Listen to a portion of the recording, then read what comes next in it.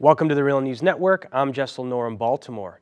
In financial news, a Senate report has accused Credit Suisse of helping as many 20,000 wealthy Americans evade taxes.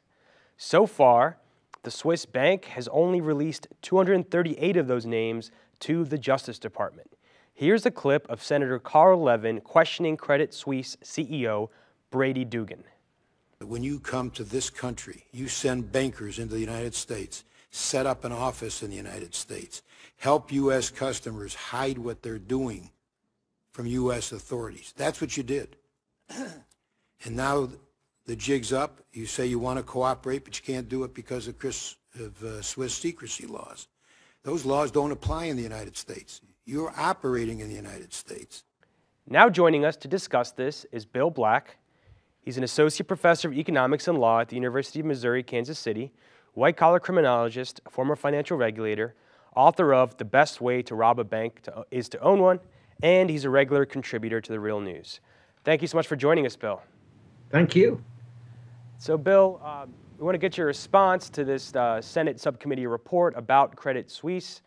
And in addition, the CEO, Dugan, claims only a handful of rogue employees were involved in tax evasion, but the Senate investigation says as many as 1,800 employees were involved. That doesn't sound like a handful of rogue employees. No, sadly, it's the usual story. The Senate is very upset, and appropriately, at Credit Suisse and its management, but it's also very upset at the Swiss government, which has pretended to cooperate but actually helped stall things at every point. But probably most, the Senate expressed its disgust that the Department of Justice has simply let this twist slowly in the wind. And once again, it's the story that the really large banks and their senior officers get to create massive violations of the law, and they do so with impunity. And so Credit Suisse claims they have, acted within the full extent of what's allowable in Swiss law. It's according to a statement they released.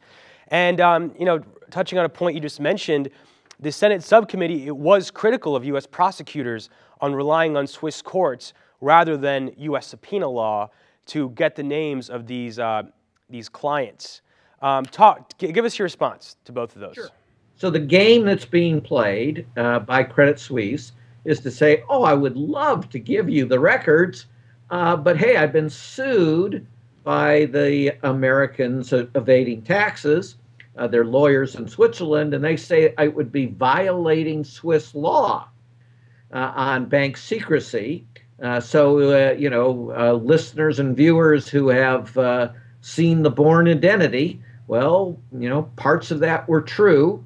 And so they get enjoined, Credit Suisse gets enjoined by the Swiss courts and say, you can't turn the information over under Swiss law. And by that time, 2 years have gone by and nothing has happened. And this has happened multiple times. So by now, depending on the particulars, 2 years to 7 years have gone by. And talk about the bigger picture here. The Senate is obviously going after Credit Suisse because this money is being protected from U.S. taxes. How big of a problem is this? And talk about how this is putting pressure on other U.S. taxpayers and how this is hurting revenue and the federal government. Well, that's actually much more complicated because in truth, we don't fund the government with tax proceeds. I know everyone thinks we do, but that's not, in fact, how we do it. So that isn't really the issue. The issue is one of fairness and, of course, of integrity. So one group of folks get to avoid much of their tax liability, and we call that group the ultra wealthy. And then the rest of us don't get to do that.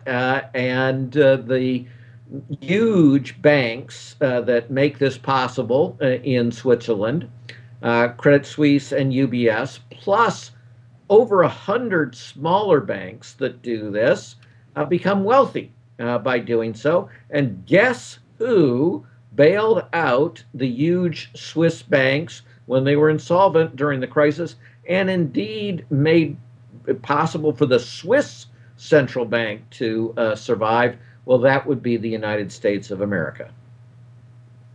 Bill Black, thank you so much for joining us. Thank you.